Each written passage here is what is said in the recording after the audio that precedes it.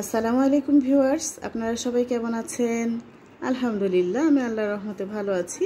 আজকে আমি আপনাদের সাথে একবারে ডিম ছাড়া কলিজা ঠান্ডা করা একটা পুডিং আইটেম শেয়ার করব। আশা করি শেষ পর্যন্ত আমার সাথেই থাকবেন। তো এখানে আমি 1 লিটার দুধ জাল করে ওখান থেকে হাফ লিটার মতো দুধ নিয়েছি। তার ভিতরে দিয়ে দিলাম পরিমাণ মতো চিনি। আপনারা যে পরিমাণ মিষ্টি খেতে পছন্দ করেন সেই হিসাবে আপনারা দিয়ে নেবেন, কম বেশি করে, কোনো সমস্যা নেই। দুধটা আমি আরেকটু ভালোভাবে জাল দিয়ে নিচ্ছি। আর যেহেতু এখানে দুধ ছাড়া পুডিং আমি বানাবো, তাহলে অবশ্যই এই দুধটাকে জমানোর জন্য আমার অন্য আরেকটা উপাদান লাগবে। সেটা সামান্য পরিমাণ কাস্টার্ড পাউডার দিয়েও কিন্তু খুব সুস্বাদু মজাদার পুডিং বানানো যায়। তো এখানে আমি 2 চামচ কাস্টার্ড পাউডার নিয়ে নিলাম। কাস্টার্ড পাউডারটাও হালকা পানি অথবা আপনারা দুধ দিয়েও গুলিয়ে নিতে পারেন। আমি দুধ দিয়ে গুলিয়ে নিচ্ছি। আর ওই পাশে আমি দুধটা জাল করে নিচ্ছি। আজকে প্রথম যেসব ভাই বোনেরা আমার চ্যানেলটি ভিজিট করছেন, প্লিজ আমার চ্যানেলটি সাবস্ক্রাইব করবেন, লাইক কমেন্ট শেয়ার করে দেবেন। আর যেসব ভাই বোনেরা ইতিমধ্যে আমার চ্যানেলটি সাবস্ক্রাইব করেছেন, সেসব ভাই বোনদেরকে মন থেকে অনেক দোয়া এবং শুভকামনা। আর যারা আমার এই ভিডিওটা দেখে সাবস্ক্রাইব করবেন, তাদের জন্য রইল অনেক অনেক দোয়া এবং শুভকামনা।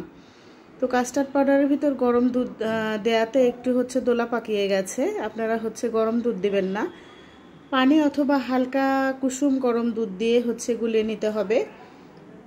এটা একটু আমার ভুল ছিল, তারপরে যদিও পরে আমি ভালোভাবে গুলিয়ে নিয়েছি।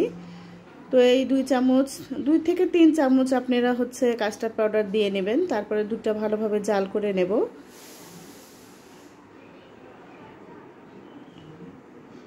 আর অনেক ভাই বোনেরা আমার ভিডিও দেখেন কিন্তু লাইক দেন না। প্লিজ আপনারা লাইক দিয়ে আমার সম্পূর্ণ ভিডিওটা কন্টিনিউ করবেন। সম্পূর্ণ ভিডিও দেখে একটা সুন্দর কমেন্ট করবেন। আপনাদের সুন্দর কমেন্ট আমার আগামী দিনের সুন্দর সুন্দর ভিডিও দিতে উৎসাহ প্রদান করবে। এই কারণে আপনাদের কাছ থেকে একটা সুন্দর কমেন্ট আশা করছি।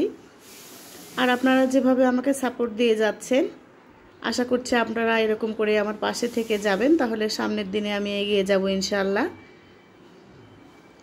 তো দুধটা কাস্টার্ড পাউডার দিয়ে ভালোভাবে আমি জাল করে নিচ্ছি। যতক্ষণ পর্যন্ত ঘন না হয় ততক্ষণ পর্যন্তই জাল করে নিতে হবে।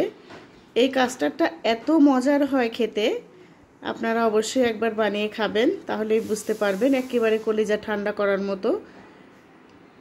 আমার বাচ্চারা বায়নাও ধরেছিল যে আম্মু মিষ্টি কিছু খাবো। তো বাসায় তেমন কিছুই ছিল না। পরে ভাবলাম দুধ যখন জাল করছি আর বাসায় যখন কাস্টার্ড পাউডার আছে, তো এরকম করে কাস্টার্ড পুডিং বানিয়ে দেই। তো পরে এরকম করে কাস্টার্ড পুডিং বানিয়ে কালকে রাত্রে রেখেছিলাম। আজকে দুপুর সময় গরমের ভেতর খেয়েছি। আলহামদুলিল্লাহ, এত টেস্ট ছিল এই কাস্টার্ড পুডিং। একেবারে কলিজাটা ঠান্ডা হয়ে গেছে। যদিও আমি একটা ছোট্ট করে এবার বানিয়েছিলাম, সামনের দিনে ইনশাআল্লাহ বড় করে বানাবো। তো দুধটা জাল দিতে দিতে অনেকটাই ঘন হয়ে গেছে। আপনাদের একটু দেখিয়ে দিচ্ছি কি পরিমাণ ঘন করে নিতে হবে, তাহলে কাস্টার্ডটা পুডিংটা একেবারে ভালোভাবে জমে যাবে। আর এই ভিডিওটা আপনারা অবশ্যই স্কিপ করে দেখবেন না, তাহলে বুঝতে পারবেন না।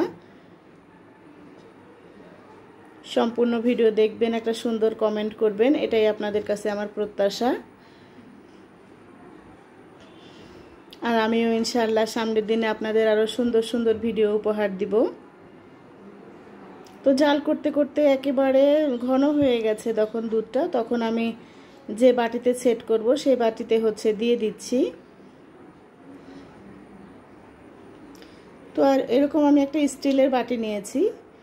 স্টিলের বাটি নিলে বেশি ভালো হয় এই ধরনের পুডিং করতে গেলে, তাহলে উঠতে ভালো সুবিধা হয়। আর কাচের বাটিতে এত গরম জিনিস রাখলে অনেক সময় কাচের বাটি ভেঙে যায়। এই কারণে আমি স্টিলের বাটিতে এরকম করে সবগুলো আমি পুডিংয়ের দুধগুলো দিয়ে দিচ্ছি।